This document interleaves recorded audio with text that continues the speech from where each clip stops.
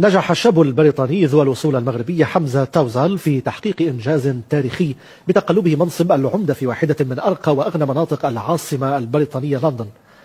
وتمكن الشاب البريطاني البالغ من العمر 21 عاما من الظفر بمنصب عمدة بلدية ويستمنستر في قلب لندن عقب الانتخابات المحلية التي شهدتها المملكة المتحدة في أبريل نيسان الماضي.